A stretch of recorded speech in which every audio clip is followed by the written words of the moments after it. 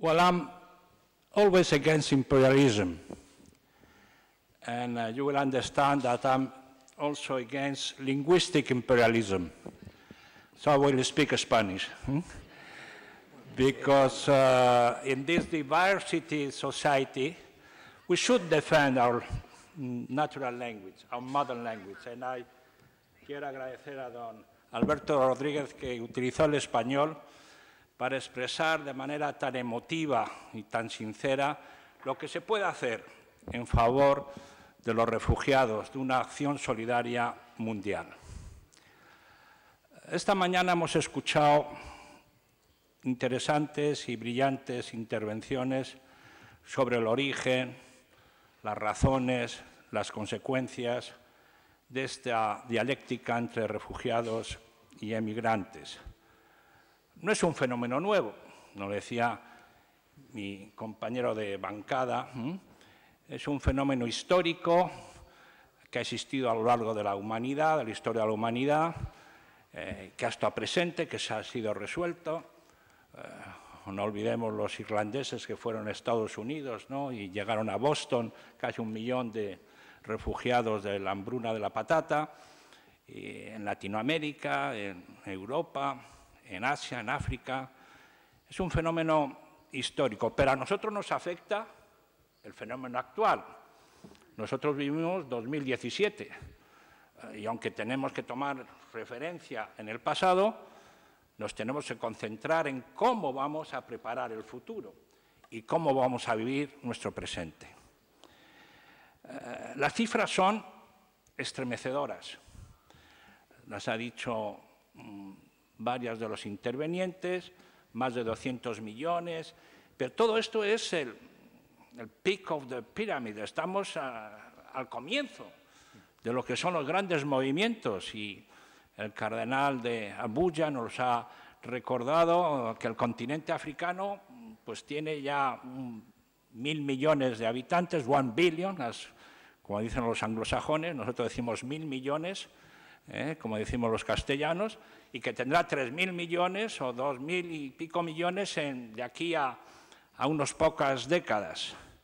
Y por lo tanto, lo que les voy a hablar como europeo, como español, lo que tenemos que imaginar y tratar de resolver en un futuro de esta comunidad planetaria que vivimos. ¿Cuáles son mis aportaciones después de haber escuchado a muchas brillantes referencias e intervenciones? Voy a insistir en el primer debate que creo que tiene que formar parte de la reflexión. No está zanjado entre la diferencia entre refugiados y emigrantes económicos. Es verdad que ahora mismo todos deben recibir el mismo grado de protección jurídica, legal, humanitaria, social, sean emigrantes económicos, sean refugiados. Pero yo creo que debemos insistir en mantener una clara diferenciación, porque si no nos vamos a equivocar. Otra cosa es que luego les tratemos con el mismo nivel de aportación, de protección, de solución, con la misma energía, el mismo compromiso político. Pero si los identificamos, nos equivocamos.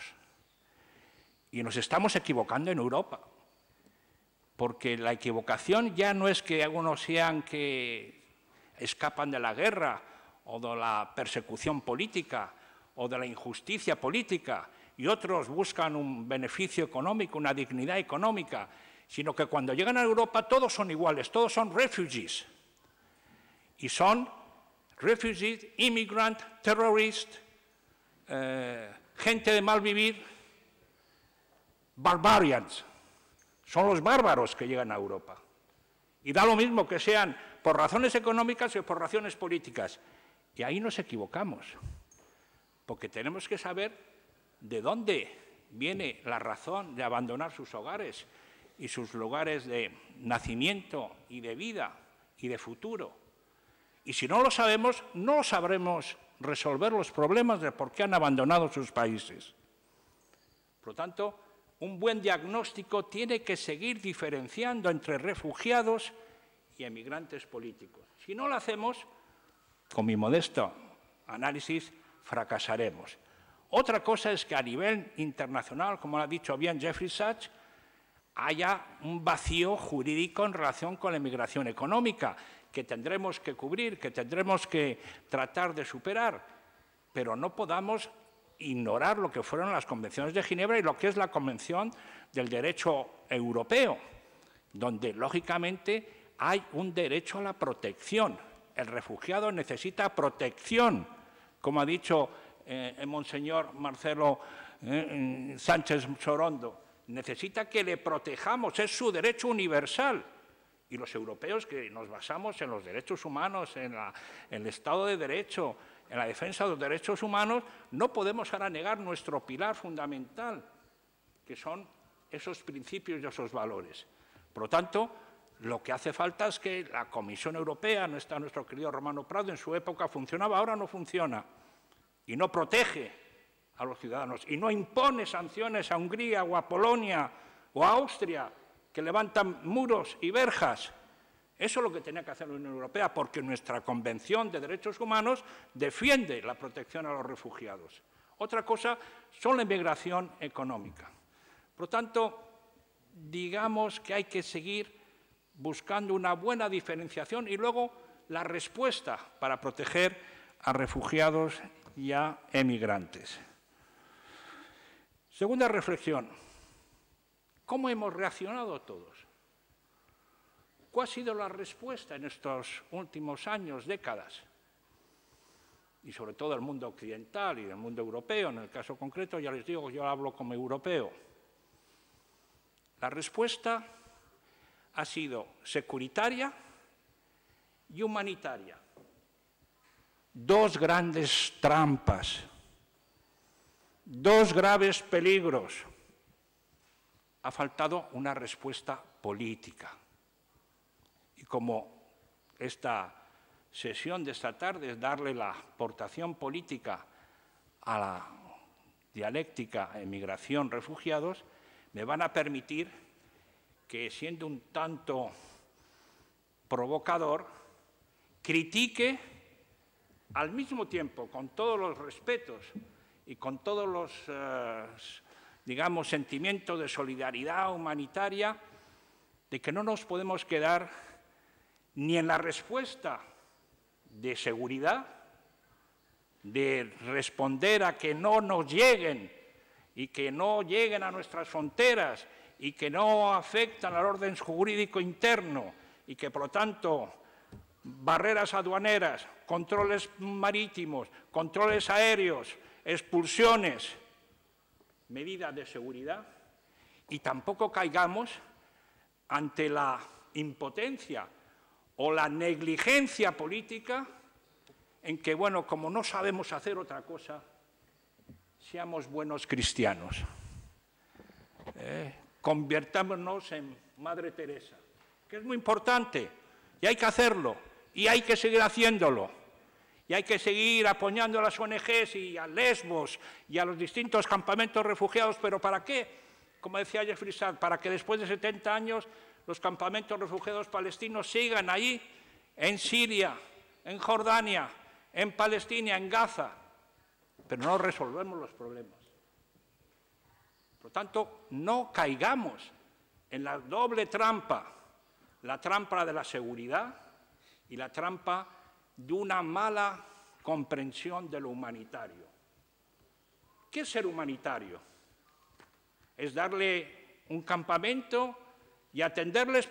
Pues evidentemente hay que hacerlo y lo tenemos que hacer y hay que volverlo a hacer. Y desde luego la acción que el gobernador de San Luis está haciendo es milagrosa, es maravillosa y la tenemos que aplaudir. No es su responsabilidad, pero la responsabilidad de la comunidad internacional y de los gobiernos y estados y naciones de hoy día es dar una respuesta política a corto, medio y largo plazo sobre esta problemática. Y si no lo hacemos, pues nos volveremos a reunir dentro de 2 años, 3 años, 5 años y tendremos, en lugar de 200 millones, tendremos 500 millones.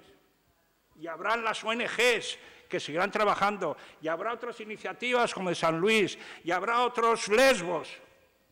pero el problema de refugiados y de crisis de inmigración seguirá existiendo. Por lo tanto, esto no es sostenible, queridos amigos. Esto no es sostenible. Y como no es sostenible, se puede y debe cambiar. ¿Qué hacer? De nuevo, política. Con P mayúscula, política. A nivel internacional y a nivel nacional. A nivel internacional ha habido muchas propuestas. Lo ha dicho Jeffrey en varias ocasiones. El Consejo de Seguridad parece que no da respuesta a muchos de los problemas, porque todos coincidimos en que la situación y el origen de esta problemática es la guerra, la pobreza y el hambre y el cambio climático, la agenda de los ODS, porque tenemos que irnos acostumbrando que no solo es un problema, son todos interactivos los que producen esta situación y, por lo tanto, los tenemos que atacar de frente. Bueno, si es el Consejo de Seguridad el órgano supremo que debe defender la paz y la estabilidad y la seguridad de todas las naciones, pues introduzcamos en la agenda del Consejo de Seguridad la agenda de defensa de estas cuestiones que afectan directamente a la seguridad. ¿Por qué no una sesión mononítica, monotemática sobre refugiados y emigración? ¿Por qué no incluir en la nueva agenda del Consejo de Seguridad temas que pueden obtener el consenso y no tener vetos, como es la aplicación y obligación de cumplir los ODS, EDG? ¿Por qué no incluir en la nueva agenda de seguridad un nuevo concepto más amplio? Esto es la reforma que yo espero que mi amigo y buen secretario general de Naciones Unidas, Antonio Guterres, ponga en marcha, porque si seguimos en la vieja agenda de guerra o paz, de lo que son los vetos de la guerra de Ucrania o la guerra de Siria, no saldremos adelante. Por lo tanto, Naciones Unidas tiene una responsabilidad y podemos hacerla cambiar. ¿Y cuál sería la fórmula?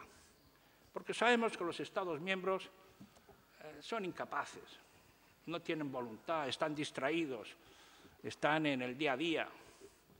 Hoy día solo hay un gran líder espiritual, ético, moral, que movilizó a todas las Naciones Unidas el pasado mes de septiembre en Nueva York, el Papa, Su Santidad, el Papa Francis.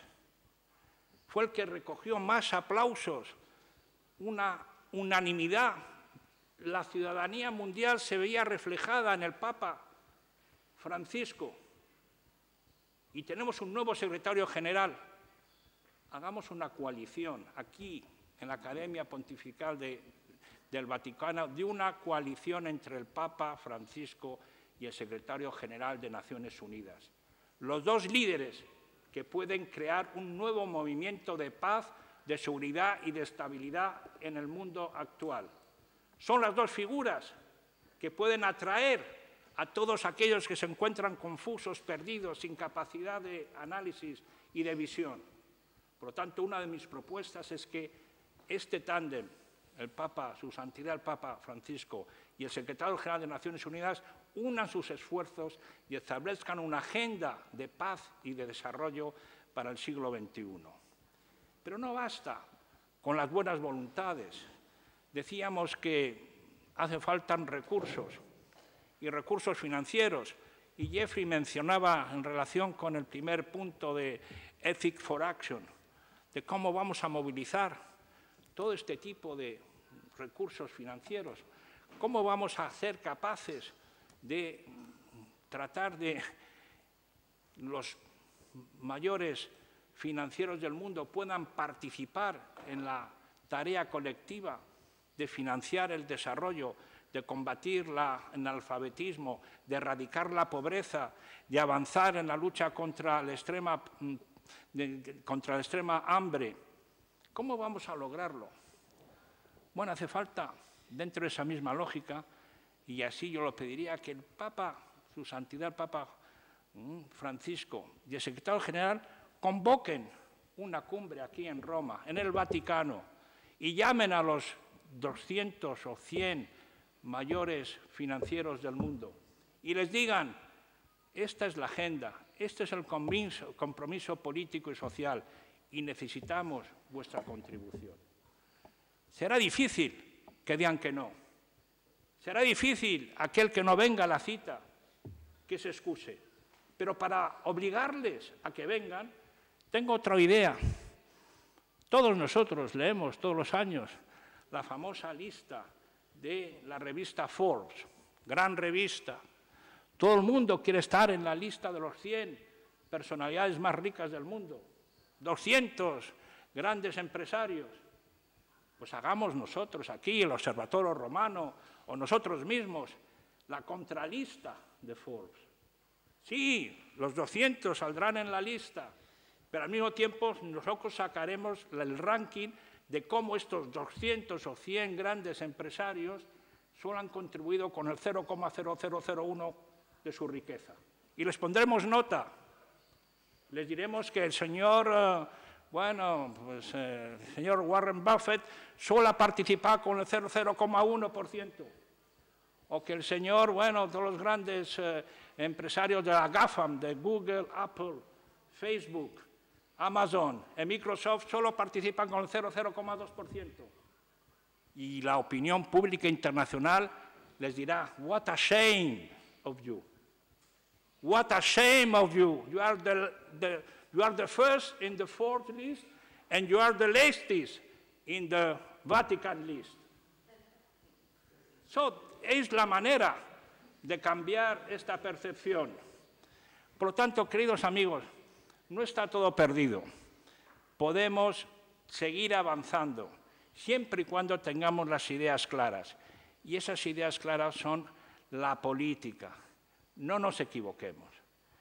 La política internacional y la política nacional. Y en la política nacional, me van a perdonar hablando de Europa, tenemos que recuperar los principios básicos que hicieron de la Unión Europea una aventura de orgullo y de satisfacción. Y ese orgullo y satisfacción defendiendo los valores que nos costaron siglos en construir. No podemos eliminarlos, no podemos abandonarlos. Y, por lo tanto, se ha terminado con todas estas políticas de incapacidad. Tenemos que ser capaces, dentro de nuestros países, de mencionar y defender la multiculturalidad. Y por eso estoy hablando en castellano, no por mis ignorancias lingüísticas anglófonas, porque creemos que todos tenemos que defender nuestro señal de identidad. Y en la Europa de cultura tenemos que mantener que el diálogo y la alianza de civilizaciones es posible y que los gobiernos no tienen que tener miedo como Madame Merkel, porque tuvo una actitud más o menos políticamente correcta, porque necesitaba mano de obra para las próximas décadas, pero vio que la opinión pública no, tienen que ser valientes. Y los políticos tienen que defender los principios y valores. Si no lo hacen, ganarán las próximas elecciones. Probablemente. Ganarán en 5 o 10 años. Pero después de 10 años, la ola de rebelión y de revolución de los ciudadanos se los llevarán por delante. Y nuestra querida África, y miro al cardenal, es nuestro futuro y nuestra esperanza. Europa, su futuro pasa por una relación diferente con el continente africano. Un futuro que nos llevará a crear una vertical África, Mediterráneo, Europa. Los franceses, en el acrónimo que estamos trabajando, un grupo de pensadores y políticos, dicen Afrique A, Méditerranée M, Europe E. Un nouvel âme, una nueva alma para el futuro de nuestro continente y de nuestra relación. Porque sin África, Europa no podrá seguir avanzando. Y sin Europa, África tampoco podrá desarrollarse adecuadamente. Necesitamos una nueva vertical que nos ponga en relación de solidaridad regional y que nos permita abordar el problema de la inmigración y de los refugiados de manera oportuna. No he querido hablarles de lo que fue la experiencia como ministro y como miembro del gobierno del presidente Zapatero. Lo dicen algunos. Nosotros tuvimos una presión migratoria enorme en los años 2005, 2006, 2007. Dijeron que no era importante. Teníamos todos los días frente a las Islas Canarias a 7.000 africanos subsaharianos que llegaban. Lo resolvimos. ¿Cómo lo resolvimos? ¿Con medidas de seguridad? No. Lo resolvimos con política. Lo resolvimos abriendo 10 embajadas en África, triplicando nuestro objetivo de ayuda oficial al desarrollo para África, abriendo oficinas de colaboración con África, haciendo una conferencia en Rabat de corresponsabilidad, de migración y desarrollo. Y nos dicen, el modelo español funcionó. Claro que funcionó, porque había política exterior, porque había diplomacia. ¿Es que ustedes han visto algún ministro europeo o un jefe de Estado europeo o una alta representante europea visitar África? ¿Es que se han dignado ir país por país para buscar una solución, un compromiso? No, lo hacen desde los headquarters, lo que yo llamo la drone diplomacy, la diplomacia de distancia. Hay que hablar con los interlocutores, con los africanos, buscando una corresponsabilidad. Y se puede lograr, porque nuestro modelo funcionó y sigue funcionando porque ha habido un sentido de corresponsabilidad. Por lo tanto, no hay que sentir pesimismo. No está aquí Romano Prodi. Es verdad que es muy difícil, que es complejo, pero si hay una clara dirección, si hay una política bien trazada, lo podemos conseguir. Termino diciendo que tenemos que terminar, como ha dicho el gran escritor franco-libanés Amin Maalouf, en un coloquio que organizamos en Menorca sobre literatura mediterránea, tenemos que romper y derrumbar el muro invisible de vergüenza en el Mediterráneo. Hay un gran muro de la vergüenza, de protegernos. Hay que romperlo y conseguir una solidaridad internacional. Muchísimas gracias.